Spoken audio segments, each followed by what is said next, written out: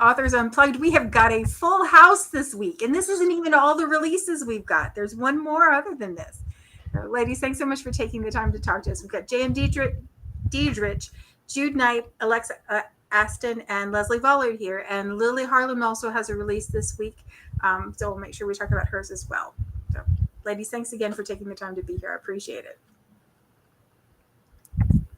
Such a vocal group. I can hardly get a word in edgewise. So we'll start at the beginning of the week with the first release, and that's JM's book, and it's book 3 in the Dark Dukes. And this lady on the cover looks like she could do some stuff. She can do stuff. She's armed, and it's a Dark Duchess. Can you tell us a little bit about that? Yes. So it is Percy's story. So anybody who's read book 1 and 2, I've heard all of my readers. Where's Percy's book? This is his book. And he is an ex-spy, and he is working for the Duke of Cayman, who was our book 1 hero. And he does investigations. He goes undercover to do things just to help them out. Very much comfortable playing a role in somebody else's skin. If he can lie or sarcasm his way out of something, he'll do it. And he does it very well.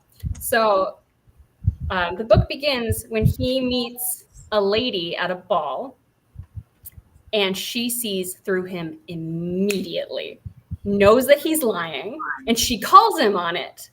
And for him, it's instant attraction, and for her, it's instant dislike. Oh, fun. So she's already suspicious of him. She ends up cornering him in a deserted courtyard at this ball. She's accusing him of things, and he's like, I got a knife fight to go to, so again, he's one of those characters, you love him. So he ends up kissing her to keep her quiet, thinking he's never going to see her again. Skip 3 years later, and he's just inherited a dukedom. And he ends up finding his new neighbor in his garden maze. Oh, a lady who he's never forgotten, and a lady who's not going to let him get away twice. Oh. So obviously there's a lot of misunderstandings. Misunderstandings lead to more interactions. There's a lot of chemistry, a lot of steam.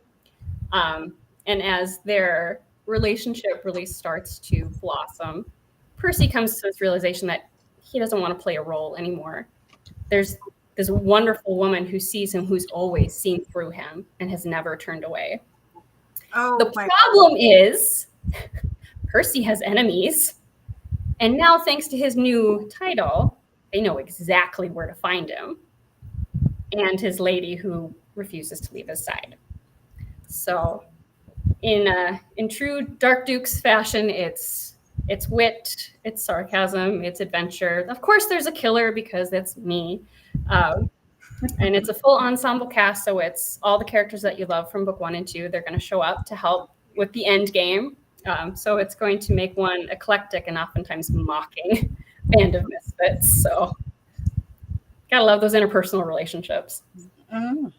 Oh, it sounds like so much fun, and I love, like, my heart beats faster for the heroine that sees the hero, or the hero that sees the heroine for who they really are when nobody else does. It's like, that's the best.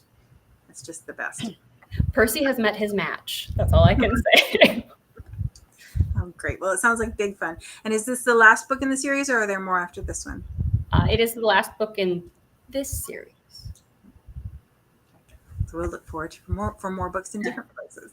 Awesome. Hopefully the sarcasm and steam will continue. Yeah. Yes. Oh, yes. Please.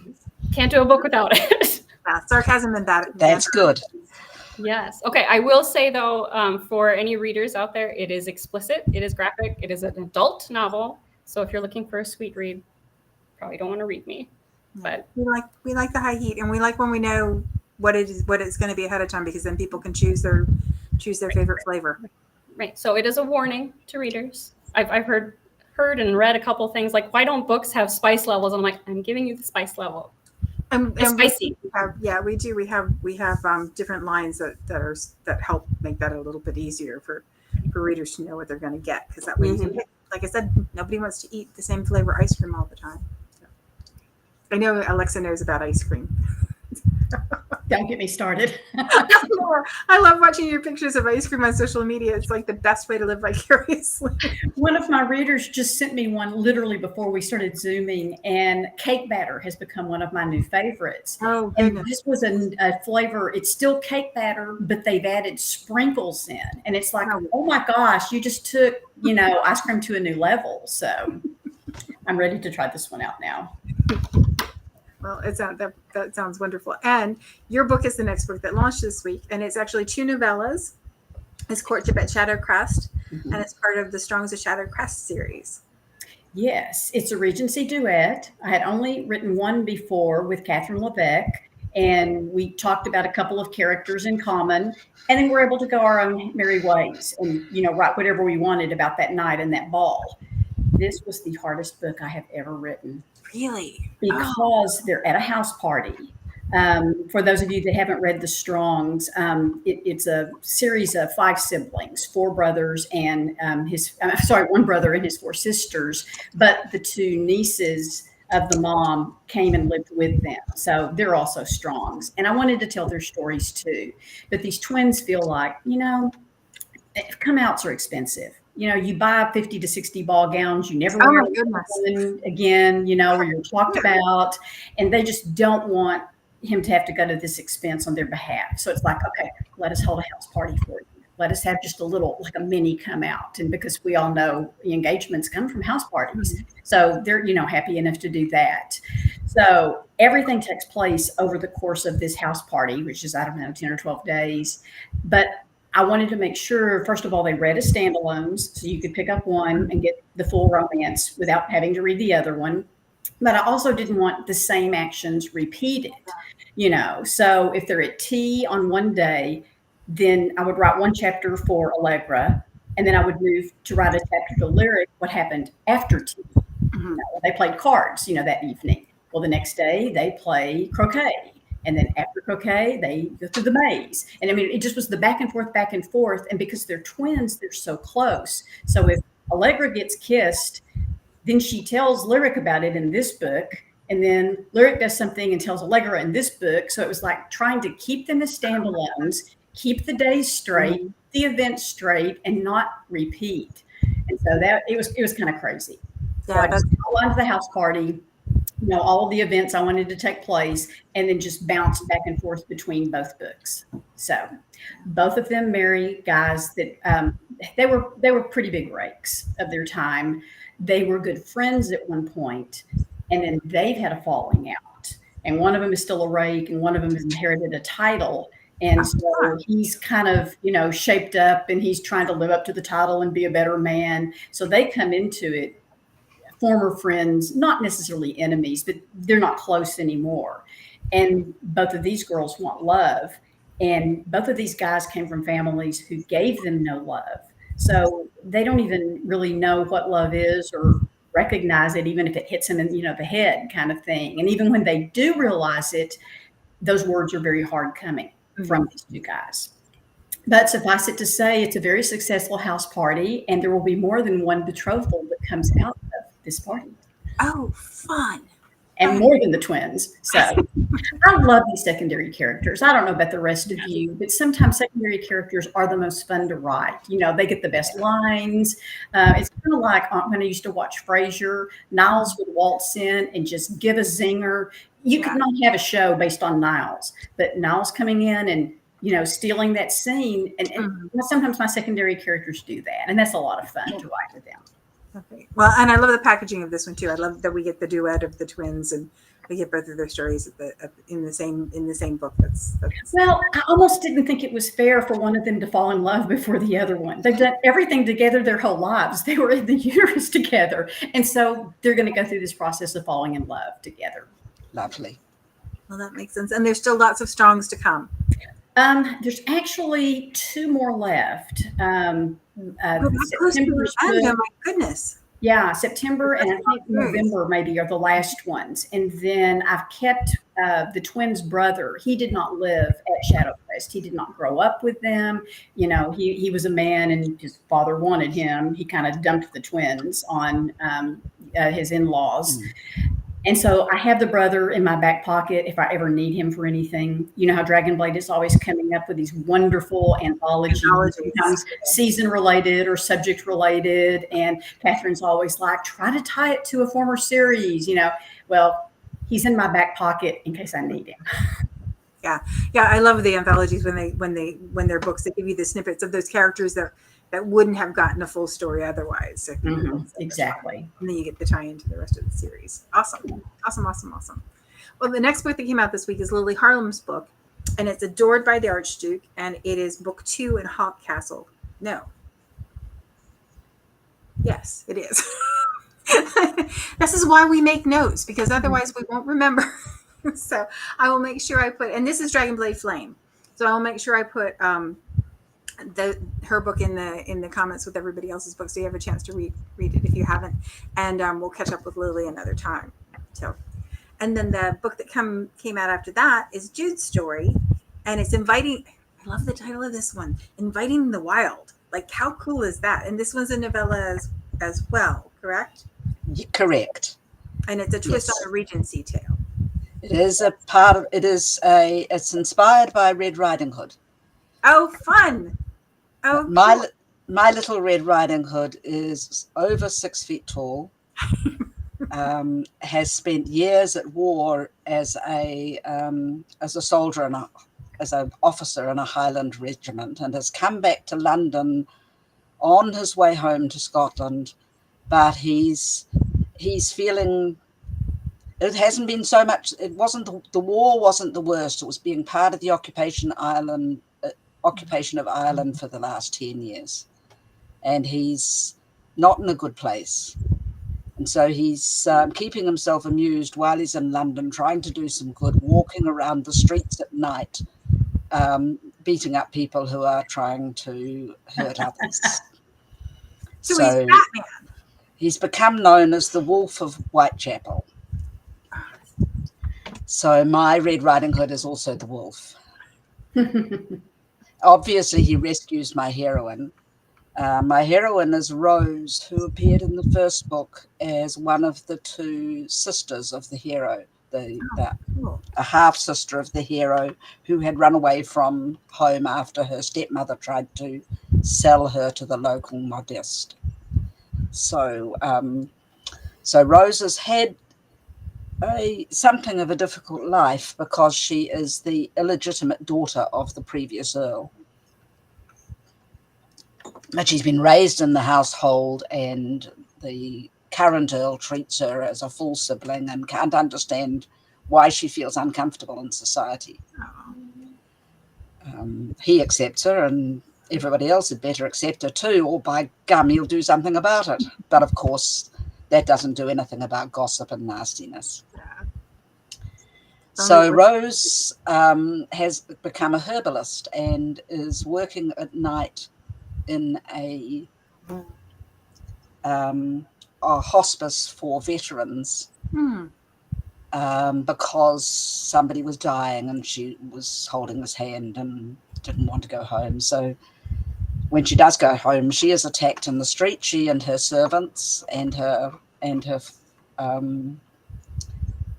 stepsister, and of course my Ruard Douglas rescues her, my Highland warrior. A hero, a real hero. He is a real hero. So that's the basic setup, and I mean, obviously I had to have a grandfather rather than a grandmother, whose Ruard's mother sent him to visit his grandfather, and he discovers that all is not well. He's taken to a darkened room and he talks to the grandfather, but he's not entirely convinced it is the grandfather, and we who have read Red Riding Hood know perfectly well that it isn't. And so he finds that grandfather lives right next door to this lovely girl who is far too young for him and far too pure for him and far too good for him, and he wants her anyway. Oh, good. As you do. Mm-hmm. being as how it's a novella, there's not an awful lot of angst before he decides he will pursue what he wants and go home with a wife and a granddaughter and a grandfather. Oh, Things get complicated when the grandfather's new wife kidnaps him and Rose. So, because kidnaps always sort of puts a cranks kink in things up a things. bit. Yeah. Yeah. It just So doesn't- so that's Inviting the Wild. As I say in the blurb, Ruud is glad that he can when Rose is kidnapped. Ruud is glad he can call on the wild. Yeah. Oh, that sounds like so much fun. And like I said, I love that idea of inviting the wild. I mean, I think Yeah. it's such a great idea. And I can't imagine that anybody hasn't read any of the rest of the series, but just in case they haven't, the Twist Upon a Regency Tale, you take fairy tales and twist the genders around. And That's right. It's set in the Regency era. There isn't the magical elements from fairy tales are reinterpreted as things that happen in ordinary everyday life, and the roles are reversed.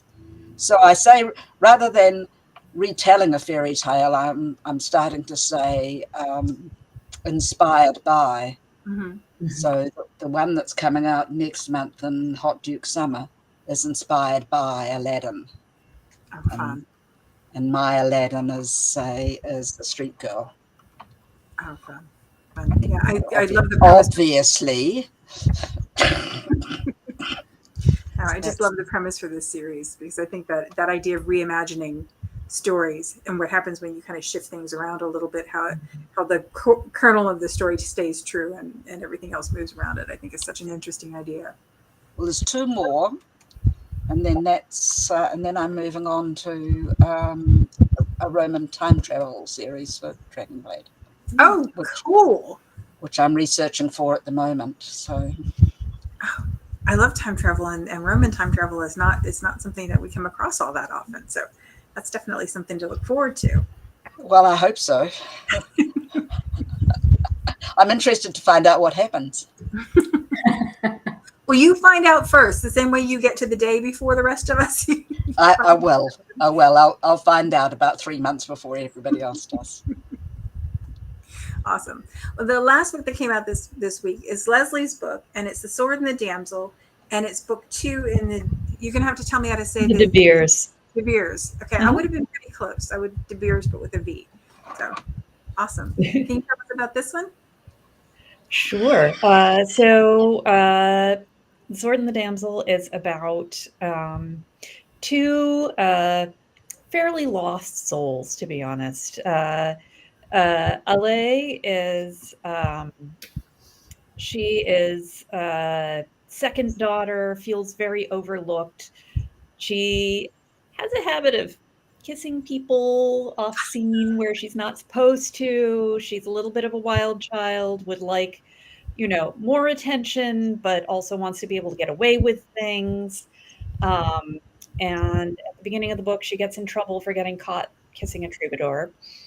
And so her family decides that they need to marry her off, and they're going to arrange a tournament to attract potential candidates. And she is not sure whether she's excited or dreading this. She has very mixed feelings about it. She doesn't want to be forced into something that is not a fit. And in the meantime, the family is worried that she's going to potentially try and run off with this troubadour, even though they've tried to send him packing. So they assign her a guard who is a man who's just come back from war in Spain. He's got a scar across his face, and he is feeling very sort of, I think, a little bit bitter and isolated after coming back, and he's lost a number of friends, just can't connect to them anymore, and so he's seeking solace in the local brothel, which maybe he shouldn't. He is a morally gray hero here, but he ends up guarding her, and they develop an attraction to each other. It feels a little Fox and Hen House-ish. Yeah. And they she starts flirting with his cousin, who comes to town and is one of her suitors. And he turns out to be a really awful guy, but she doesn't know this to start with. And when she finally realizes it during the tournament, she turns down his marriage proposal, and he starts spreading a rumor that he's compromised her. Oh! And so obviously she needs someone to come to her rescue and marry her. And Victor steps up and saves the day. But then there's all sorts of drama with the cousin, who is involved in all sorts of things and tries to kidnap her. And there are some wild adventures throughout this book. It is very steamy. It is it is, you were talking earlier about, loving stories where people see each other. And I think this is really a case where these two characters see beneath all of the accumulated nonsense that they've both engaged in, and really find their soulmates. So it's I love these two characters. I hope that the readers do too. Well, I'm sure they will, and I that is absolutely one of my favorite things, is that moment when the hero and the heroine see each other for who they are and not for who everybody else sees them for. And it's even better if they're not exactly sure themselves. If they've been running around kissing strange people or hanging out in brothels, and they don't really know exactly who they are, and then when they find out who they are, then the other person sees them. It's so good. Yeah. So therapy on a page, only better. Kissing. Yes, absolutely. So how many more DeVeres do we got? 2 more. So the next one is out for pre-order, and it is about their long lost older brother, who was imprisoned while he was overseas with on King Henry II's behalf in Ireland. He got captured by a traitor to the crown who wanted to blame everything on him, and got imprisoned on this ship that was a slave trading ship. And he gets rescued by a lady pirate who is just marvelously bold and adventurous, and a little bit crass, but in a delightful way. That's not to love about a lady pirate. I mean, come on. Gotta love a lady pirate. And she's Irish, and has complicated feelings about England, but also about her family, and they find their romance together. But that will come out in October on Halloween, actually. Very appropriate. Fun. Yeah. Fun. And then there's one more after that? There's one more after that comes out in January. That's about 2 healers who find love together.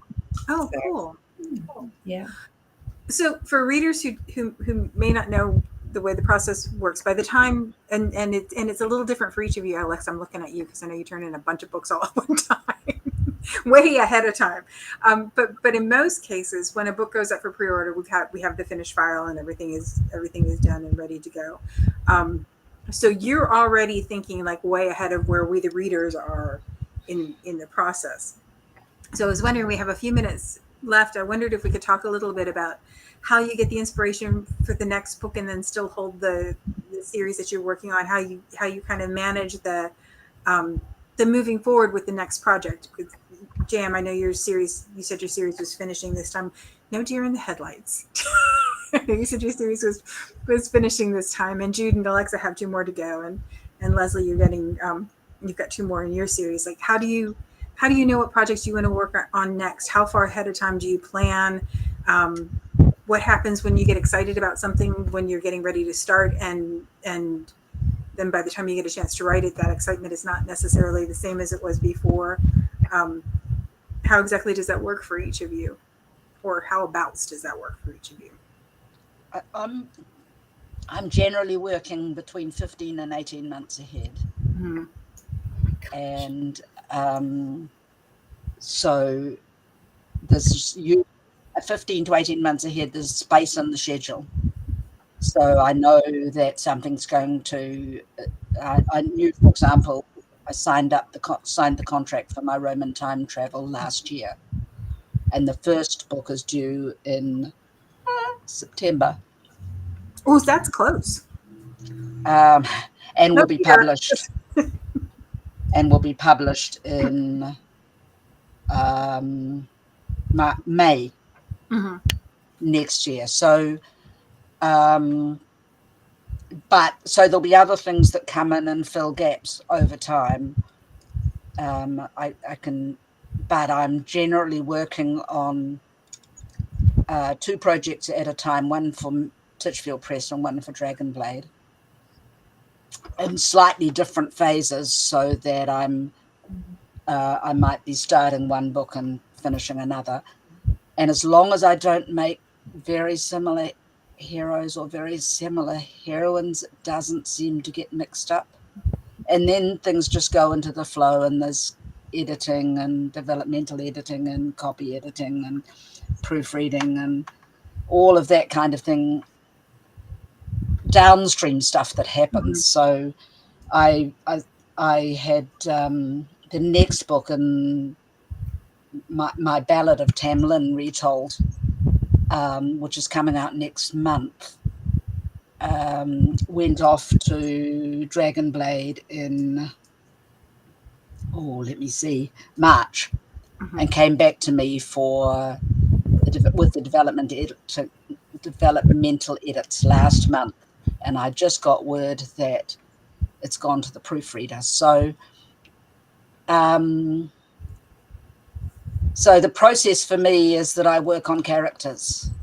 So I'm currently developing my 3 Roman heroes and my 3 modern day ladies, so that I've got all 3 of the series working together, because they're friends. Yeah, and that's an interesting way to think about it. That idea of fleshing out the characters while you're waiting to write the book itself. Yeah, it's an interesting thing. Well, I've spent the last 6 months in my spare time reading Roman era research and fiction. I have there are 300 skulls in London museums that all apparently died at around the same time and are separated from their bodies, and there's all sorts of theories about why that might be, but they're going to appear in my book. Oh, and like, how much fodder is that for stories? I know, right? Goodness, you could make up all kinds of plausible stuff for that. And at around the same time, Londinium was burned. So if you can't connect those 2 little details, and they may not be connected, let's face it, there's all sorts of reasons why things might happen. The front-running theory is that the skulls roll more easily than other bones, and so these have all been washed down into the waterways from cemeteries, from ordinary burials. But that's no fun. No, you make it needs the Jude spin. Yeah. So I've spent months and months familiarizing myself with Roman Britain, and I still have to do the same for the borders with Germany and the and Armenia in the east. Awesome. which is where the next 2 books will take place. Awesome. So that can happen while I'm doing other stuff. Yeah. Yeah, that makes sense. That makes sense. Yeah. Alexa, what about you? I know that you work way far ahead of time. Most of my books are like Jude's. I've written 12 to 18 months before readers ever see them. In fact, it's funny. Sometimes I turn in a whole series, usually on November 1st for the next year. And this year it was, and that last November, I turned in the 7 books of the Strongs. And then I move on. I'm doing other things. I'm with other people. I'm in other worlds. And all of a sudden I'll get the manuscript from my editor, or I'll get a heads up from her. Hey, reading this now, going to send it tomorrow or the next day. And all of a sudden I'm panicking. I'm like, who were they again? Who are these people?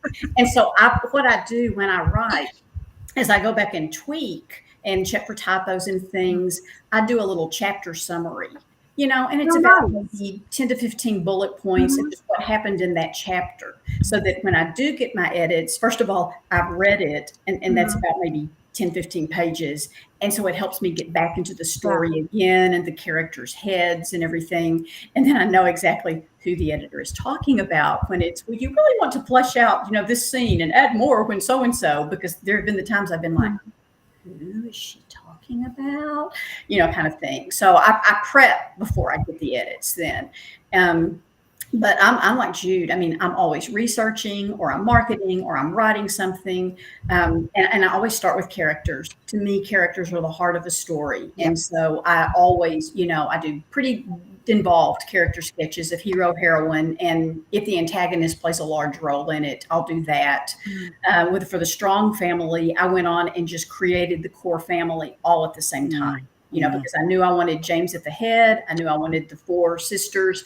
And then these 2 cousins just kind of appeared. So, okay, slide them into the mix, sort of thing. And when I pitched it as a 5-book series. And then all of a sudden, the mom, she's young, she's wanting her own story. So, good Lord, 5 became 7.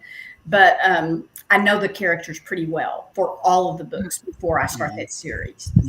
And most of my books, either the series is about a family, or it's a group of people who become a family. The found family. Family, it's kind of the theme and everything. So I'll do, if it's a 5-book series, if it's an 8-book series, I do all the character sketches first, because I want to see the personalities I'm working with, the yin and the yang, that kind of thing. Yeah. And then I figure out, where do I want to set it? What was something, deep or dark in his past, her past? And a lot of my people are coming home from the Napoleonic Wars, because it's the Regency era and all. So I'll take, real events. And so I've studied those wars, pretty much in depth. And then just, all the Regency manners and customs and fashions and foods. And I'm a member of a group called Regency Fiction Writers. And they offer several good classes each year, from everything. The layout of London to, women, their clothing from the inside out, men from the outside in,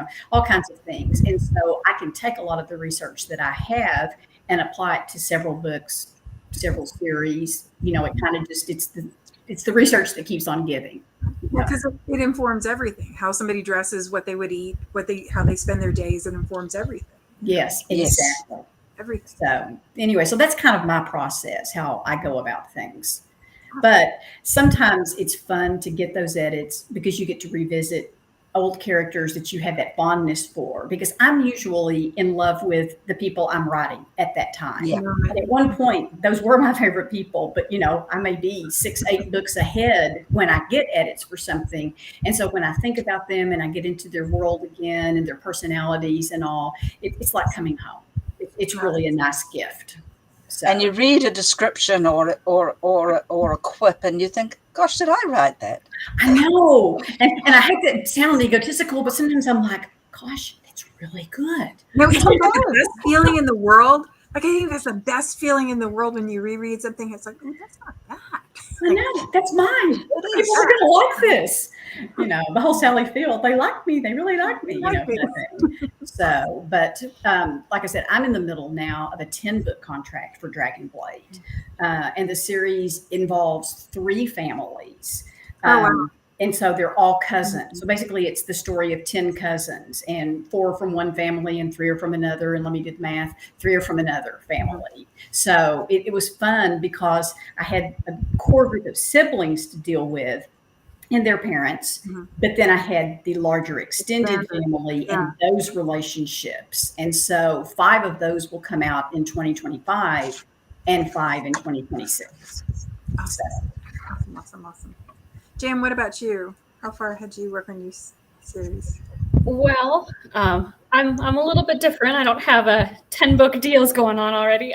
Since this is my very first series, I'm still very new. I'm still trying to figure out like what my process is, especially with 2 children. I did write these 3 books, and I've just kept going. I'm an artist at heart. I've always been an artist, so I'm very much a creature of inspiration. So what inspires me is what I write. But I also like a lot of superhero movies, so bear with me. The Spider-Verse, my books, they're all the same universe. Yeah. So the last 3 books that I just wrote, they go with the first series, the series I'm writing right now. There's callbacks. So to me, those characters, I know them, so I can just keep writing.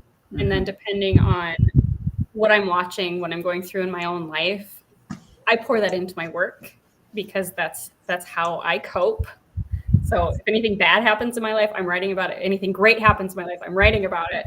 And all of a sudden my characters start taking on these like weird challenges. I'm like, you're going to get it. You're going to get it because I'm going to get it. We're going to do it together. So I don't work that far ahead. Because I do work with inspiration and I'm going at my own pace and I am trying to still be a mom. I work when I can and when the inspiration strikes, and thankfully inspiration keeps striking. So I keep working.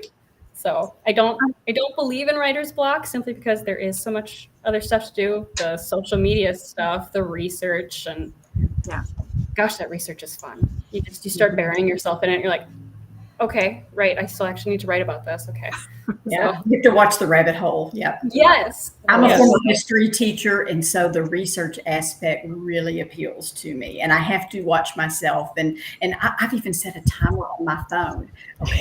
We look at this for 1 hour because if not, I mean, you bury it and the next 3 hours later. Yeah. Well, and then you tried to talk to somebody else about it, and you could just see their eyes glaze over. You're like, okay, that was too long on the history of Scotland Yard. Sorry. Moving on. How's your life? I don't know. So right now I'm not working that far ahead. I'm still trying to figure out where I fit in this industry, and it's different when you have kids at home too. Like that's an entirely different thing. Like there are books that I wrote with my oldest propped in front of the TV in his high chair with a sippy cup full of chocolate milk and Teddy Grahams because I had words to get, and I could count on him being still long enough if he had treats he wasn't allowed most of the rest of the time. So but it's a lot of challenge to try and figure out all at the same time. So Leslie, what about you?